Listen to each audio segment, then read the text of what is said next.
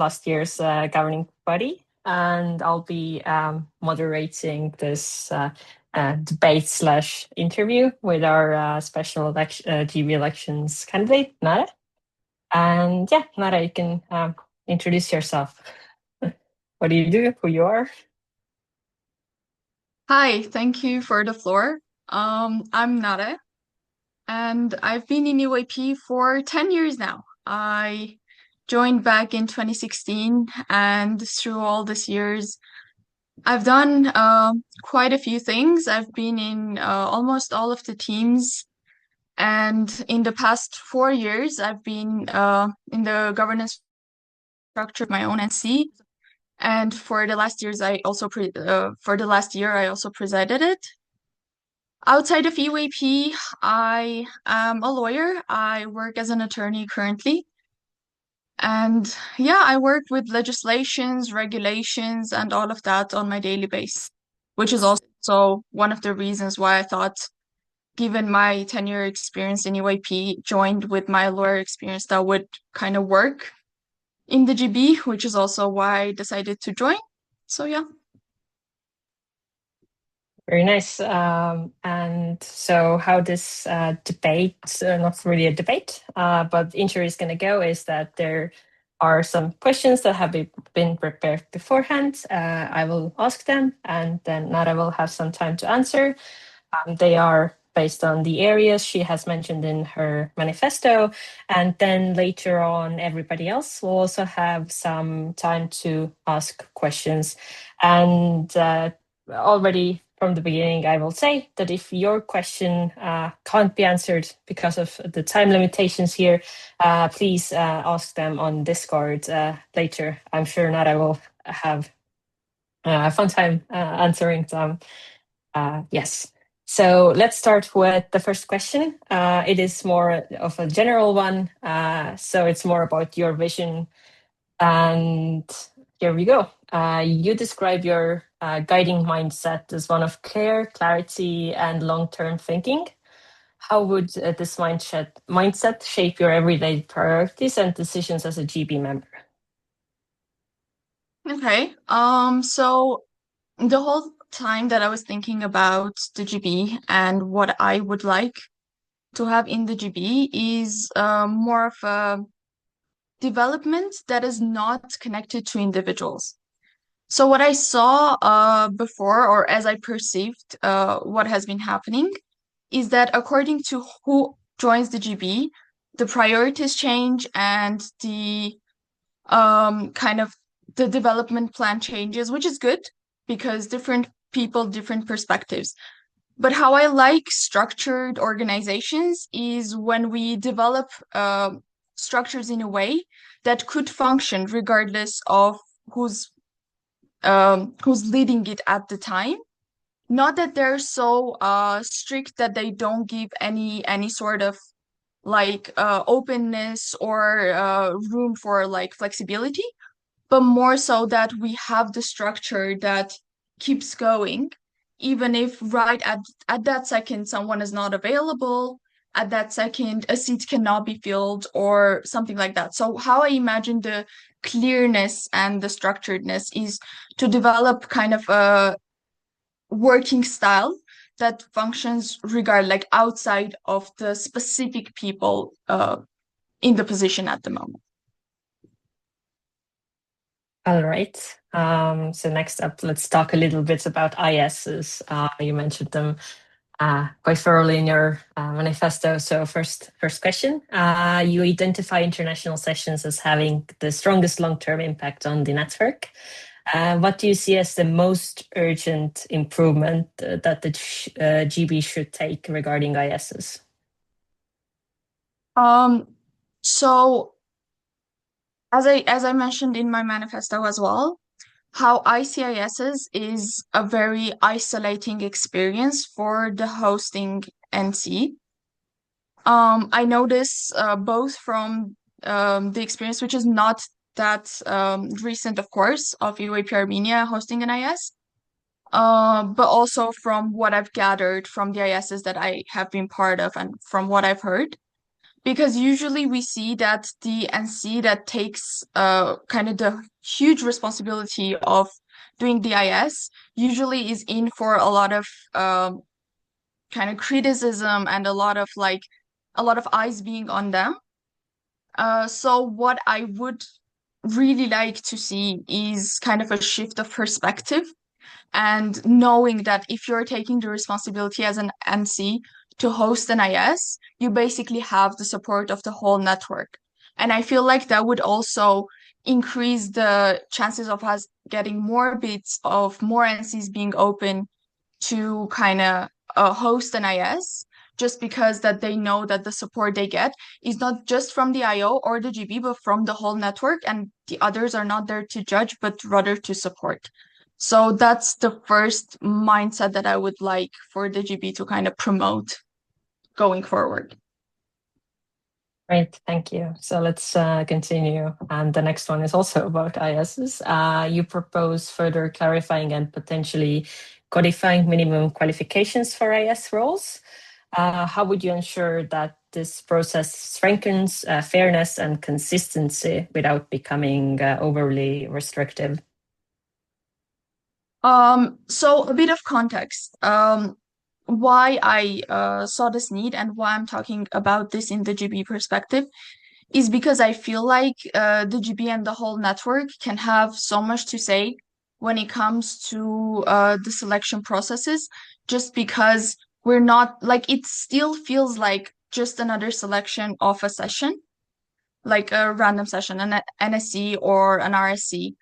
But I feel like we need more input from um the whole network to understand where our priorities lie when we're doing the selections. And I feel like that's what was missing when I was in the selections of the ISs. Like I felt like I needed the guidance, kind of maybe more input, more um, support from the network, from the GB to be like, hey, maybe this selection will in this way affect the network. And I feel like that was missing. So what I meant for further clarifying is to, of course, together with the whole network, and I feel like strongly about the fact that it's not just the GB that should decide about upon this, of course, but with the whole network to have some kind of a clarification of how the selection can go in order to ensure that we have this lasting effect on the strategic development of the network.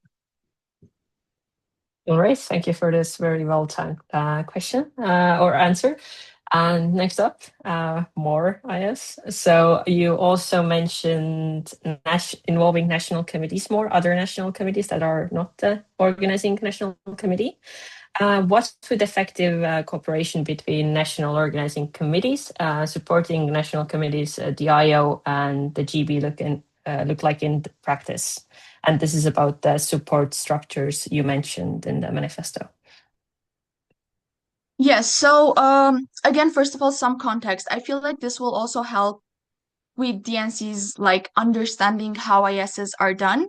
So if you're more involved when another NC is doing it and you don't have to like kind of uh take that responsibility as a whole without even trying some parts of it, like I feel like that would help again with the NCs wanting to host ISs.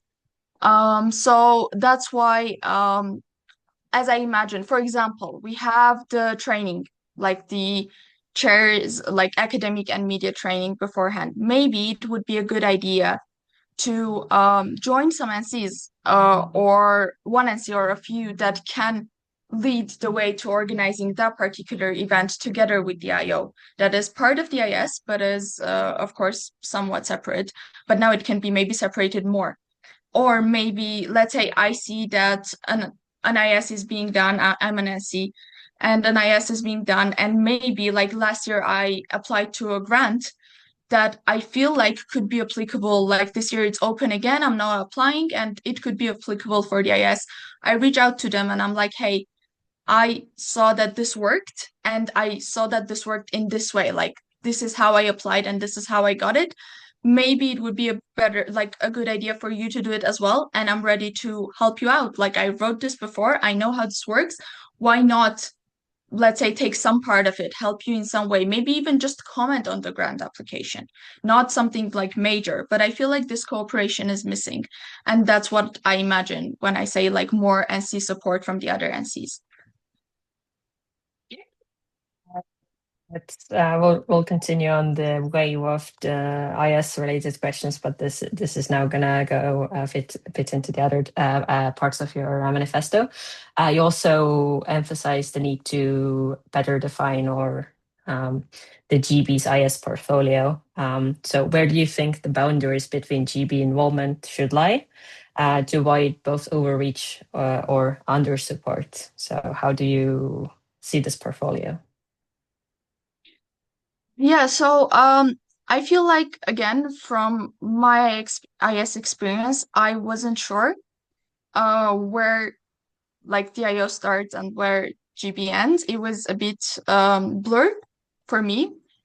And I also feel like depending on who takes the portfolio, this is one of the parts that it kind of like changes the both the engagement and the support type, etc. So how I see the GP being involved is of course through like continuous support, but also again making sure like we have certain checkpoints, but they maybe not just for the HOs, maybe we can have certain checkpoints and strategic talks also with other leadership members, understanding how they're like what they're thinking, how they're gonna shape their work, and maybe having more input on let's say how we feel like that's going to affect the network as a whole as well. So at the moment, I don't think it's not the GB taking over what the IO is doing. It's more so us thinking of ways through understanding where we're heading, but feeling like how we can further support because I feel like the GB has more capacity to get involved just in terms of support and not in terms of taking over things. Thank you. Now let's move on to some other aspects. So you also talk about wanting to make GB more approachable and more human to the network. So what would be one concrete change in how the GB interacts with NCs that you believe would have the biggest impact? I believe that the GB can be the biggest supporter of the NCs. So I feel like even a little tap on the shoulder of, hey, you've done the most number of events this year, and that was amazing.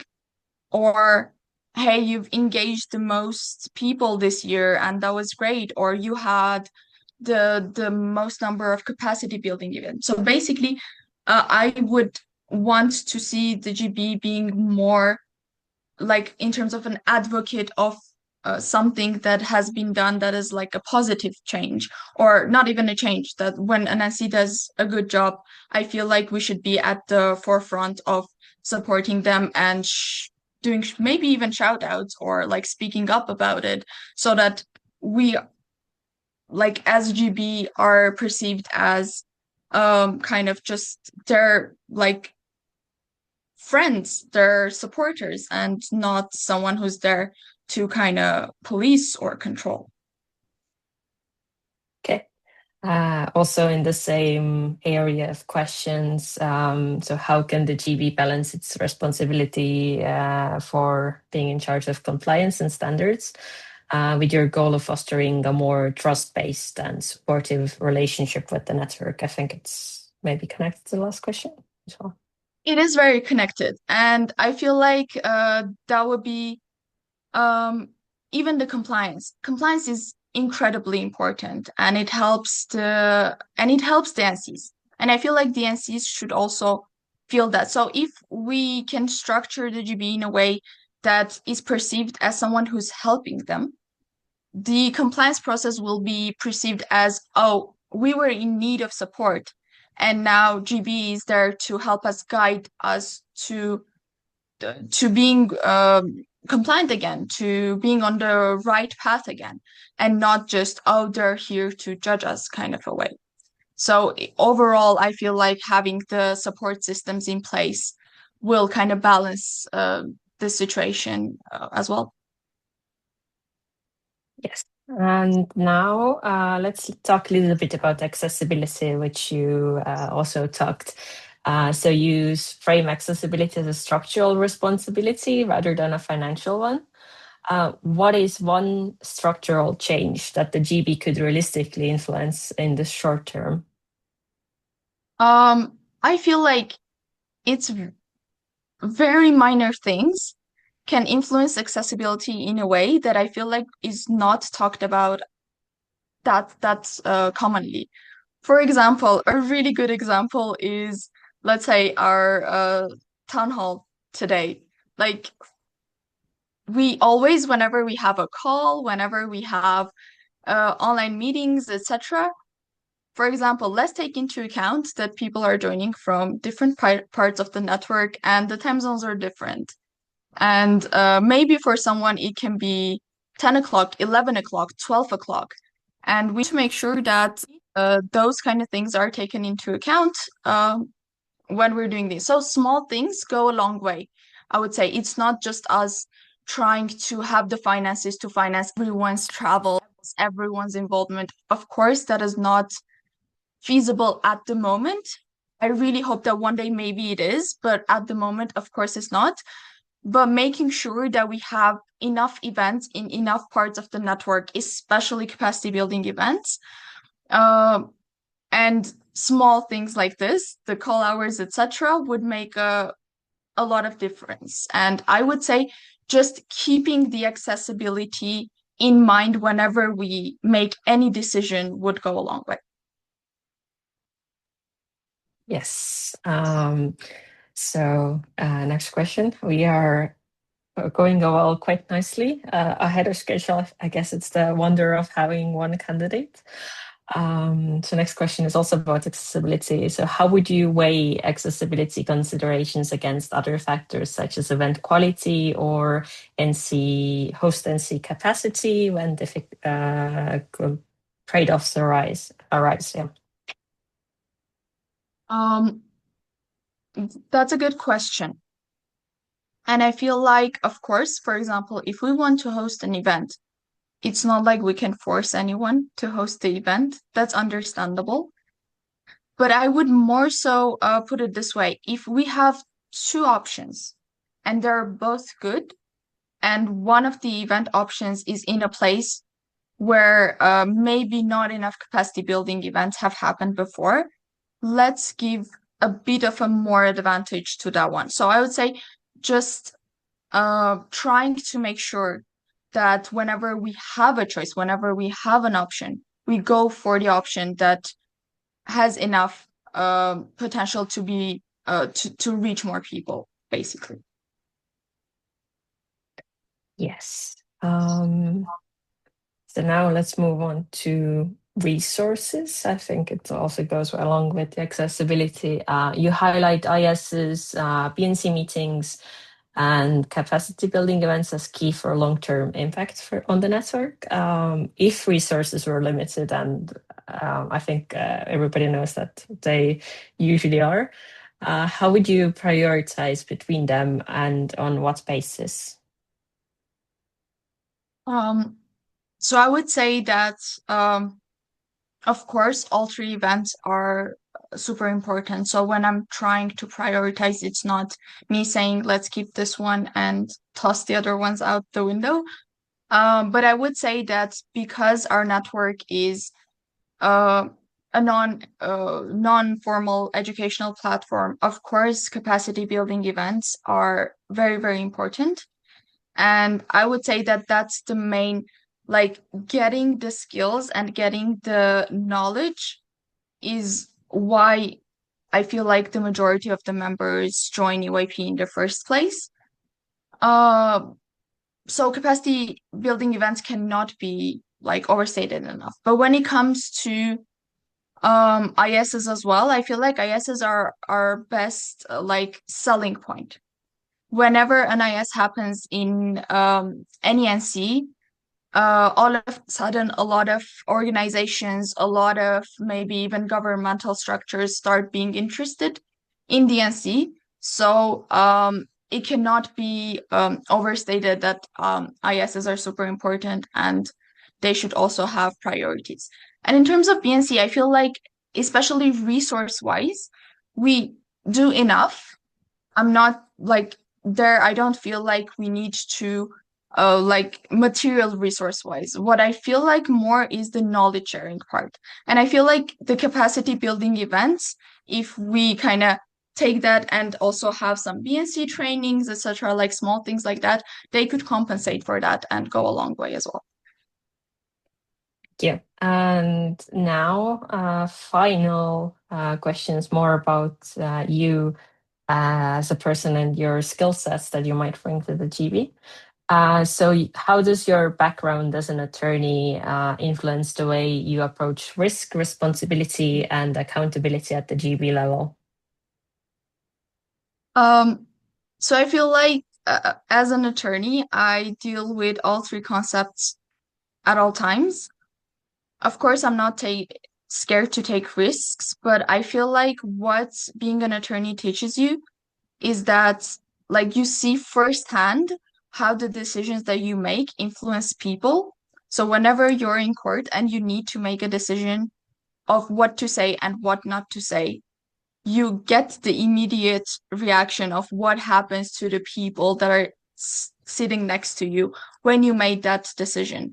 So I feel like I have the experience of course, taking risks, trying to develop things, trying to come up with solutions, even in a very like short deadlines, fast paced, but at the same time knowing how to approach the situation to make sure that you avoid liability, you avoid it having negative impacts on the people around you.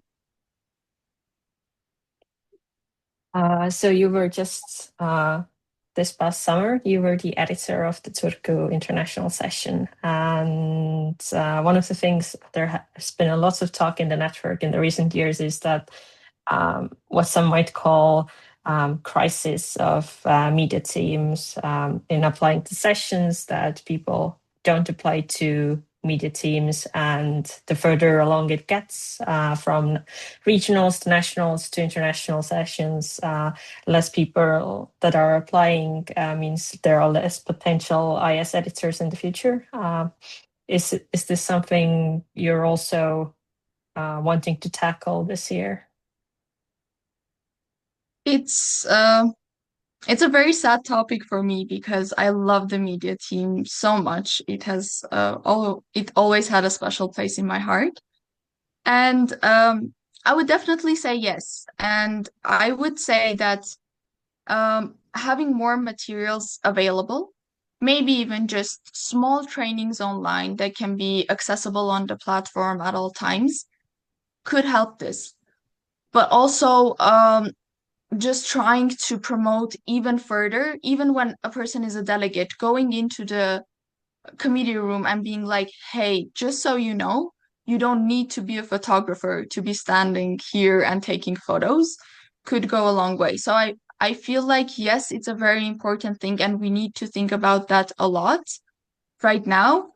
But thankfully, I don't feel like it's an impossible task or a problem to solve. And I feel like we could definitely make some progress, and I would love to support in any way that I can. All right. And then final like formalized question is, looking ahead, what would success after 1 year on the GB look like for you, and how would you want the network to evaluate your contribution?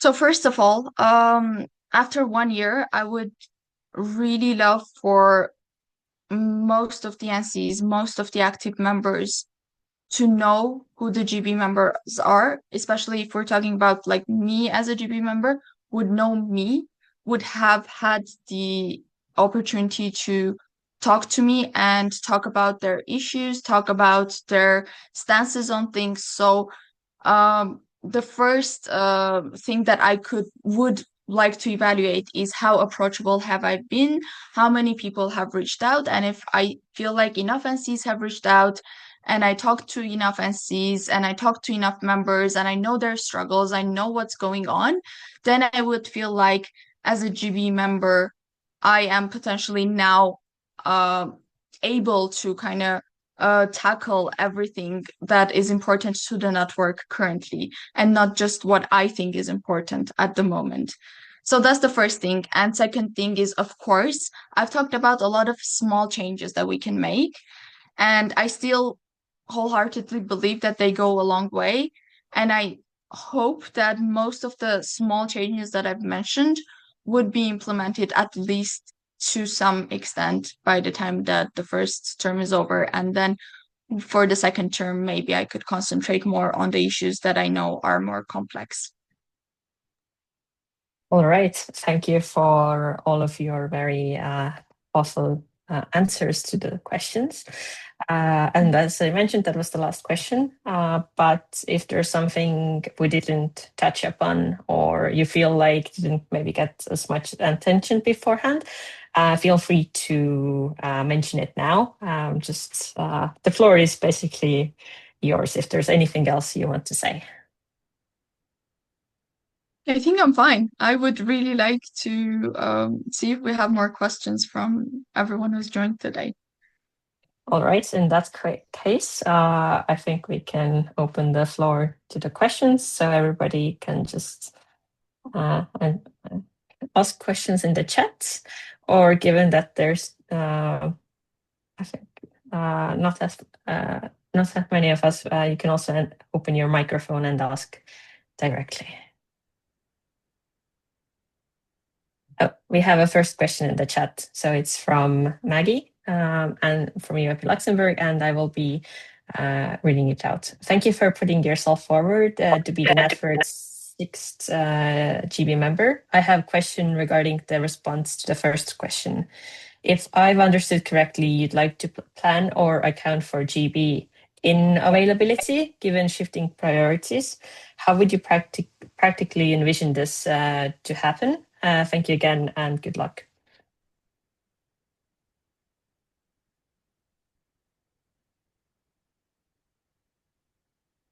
I hope I understood the question correctly. But yes and no. So how I imagine things. For example, I've mentioned trying to further clarify the IS portfolio, but I feel like that can be done with a lot of portfolios, a lot of kind of mechanisms in place. And that's what I mean with like trying to have more structures and not give like not give place for shifting priorities, but more so kind of have some clarity regardless of who's in the position at the moment. So that's how I imagine it. So further clarifying the role, further clarifying the strategic involvement, further clarifying kind of the limits. Maybe even giving more space, maybe giving less space. I think these are conversations that we need to have, and if we have them and if we have more clarity on them, I feel like it would be easier for the GME members as well to know how to navigate the situation. I really hope I understood the question correctly, but if I didn't, I would really like to have some follow-up questions as well. I wouldn't mind that. So the so Maggie said all good. Next question comes from Vark. From your experience, where do international sessions struggle the most behind the scenes, and how can the GB realistically help without overstepping? So yeah, this goes for me to the NC support, and I feel like that's where they struggle most. And I feel like GB encouraging other NCs, maybe facilitating more dialogue on where we could do better, where this particular NC could help the other NC would help for sure. And GB kind of knows NCs more, so I feel like if two NCs like the host NC and an NC that has the certain knowledge, maybe they haven't interacted much before, and the GB could be the facilitator of that to further uh, engage in this like common support and common goal of ISS being a network-wide event. Yes. And as Sean puts into the chat. Okay, so we have another written question. So Mikael asked, many members mostly interact with the GB through reports or compliance processes. How would you make this interaction more engaging and supportive while still maintaining accountability? I Also feel to like Bart. this touches upon one of the questions that Linda raised before. And yes, I feel like well, no, first of all, I want to say that I feel like GB has gone a long way, and I can see all the efforts, I can see all the cluster structures working more now, which is a really, really good thing. But I still feel like dialogue can never be too much, and again, more of a being there when something is going right, rather than only when we feel like something might go wrong or something has gone wrong, would be a really good tool to use. Uh, Further supporting clusters, further supporting dialogue, further supporting cooperation. I think this is where GB can do even more than GB has done so far. Thank you. Do we have any other questions or any more questions rather? Also feel free to raise your hand if you want to ask the question yourself. If not, okay, there's another question from Narek. What are you most excited about when it comes to becoming a GP member? A lot of things. I feel like um so I feel like being a GB member is, of course, a lot of responsibility, but I've never been one that shies away from responsibility. I think that my previous presiding experience of my NC and my job proved that. So I really love working in environments where I can make a change and I can see how me making a change reflects and further improves something that I care about this much. And I'm also very excited to kind of be in a position to be able to open the dialogue with the NCs and see where they struggled most, know where we need more improvements. And I feel like it would be very interesting to see the shift of the perspective of being from an NC, from in the boards of NCs, a member or a leadership member, to being a person who's actually in charge of now doing all of this. And I know that a lot of things seem very, very different when you're in a different position. So I feel like I'm also very excited to see the shift of the perspective and how I would think about this or that question when I'm already in that position. So a lot of things to look forward to, and I really hope I get to the chance to do that. All right, thank you for the answer. Do we have any more questions? Anyone? If not, oh, there is one from Eva. How do you think the governing body can best support national committees while fully respecting and preserving their ownership and autonomy? Best of luck with your candidacy, and thank you for stepping forward and contributing to the future of UIP. Uh, okay. NC ownership and autonomy is very, very important, of course.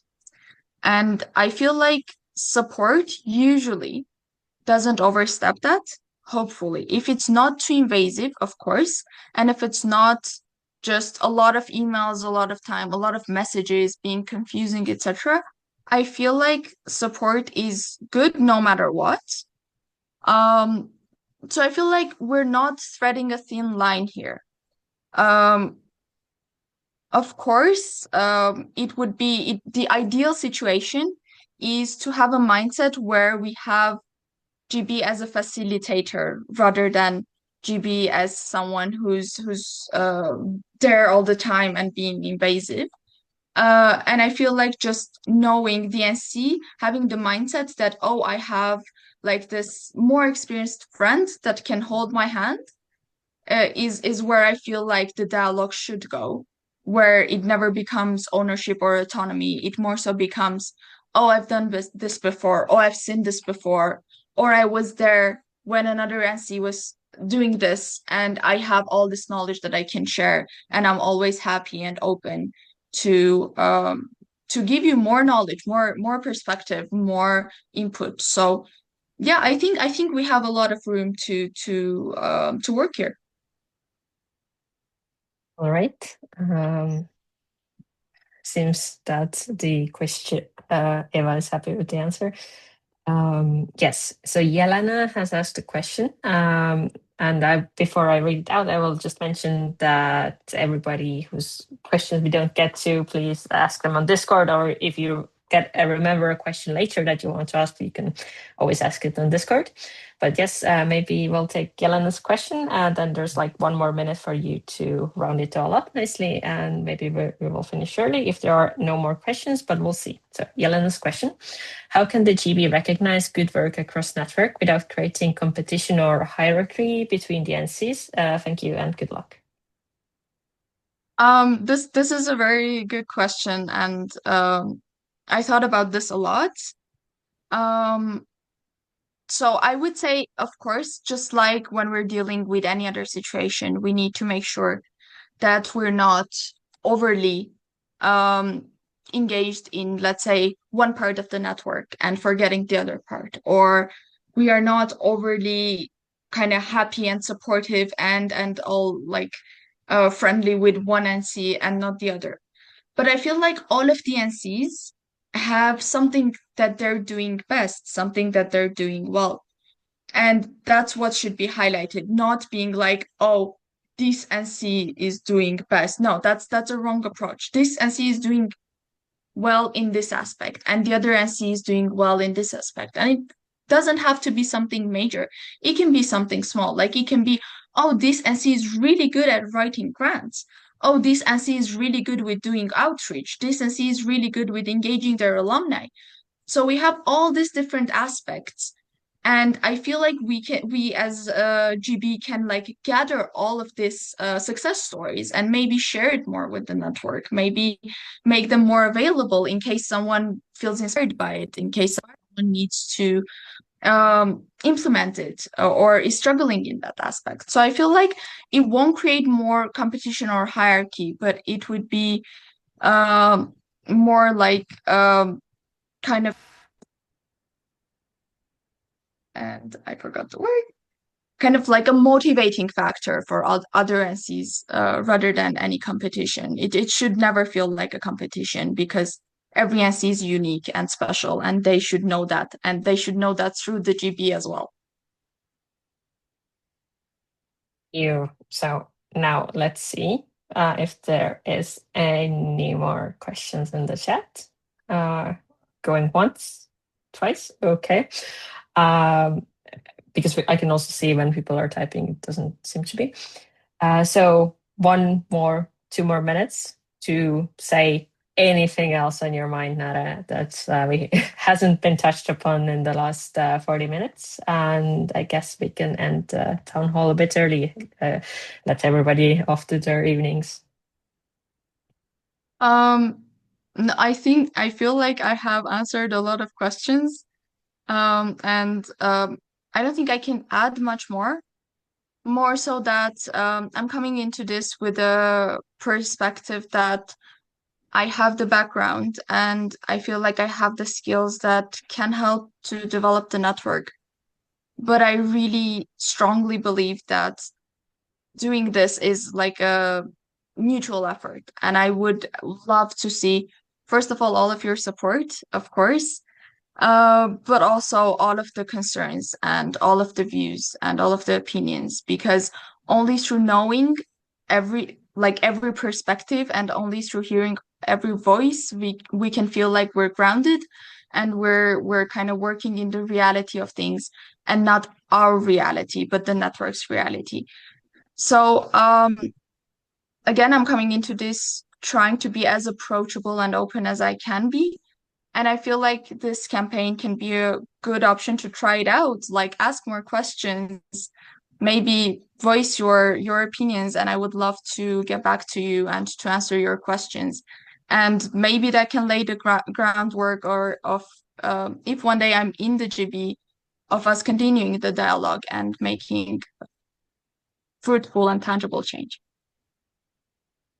Thank you for these words. And with that, I think we can end this town hall. Thank you, everybody, for joining. Thank you for taking time out of your evening to join us, to ask questions, to be here, to hear what the candidate has to say. And remember, if you remember any questions, you can ask them on Discord later on. And yeah, just overall, thank you, Nada, for joining. And yeah, Thank you, I hope Linda. that Thank you, everybody, everyone. yes, had a good time. And voting will be opening soon, I believe. You can correct me if I'm wrong. So yeah, thank you. And I guess I can say good evening, Europe, to everybody who's leaving. Thank Thank you. you. Goodbye.